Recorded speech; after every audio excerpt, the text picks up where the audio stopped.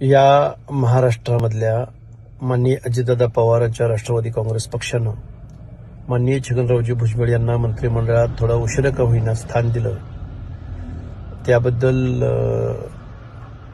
त्यांचं स्वागत करतो.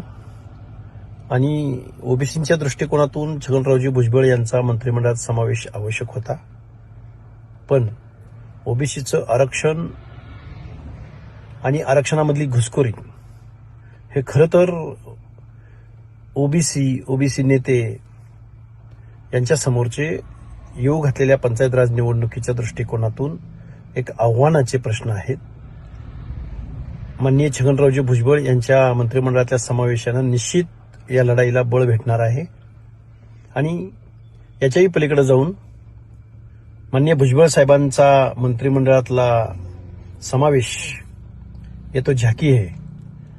पुढे जाऊन जयंत पाटील, रोहित पवार, सुप्रिया सुळे केंद्रामध्ये यांचा मंत्रिमंडळातला समावेश येऊ घातलेल्या काही दिवसामध्ये महाराष्ट्राला पाहायला भेटेल.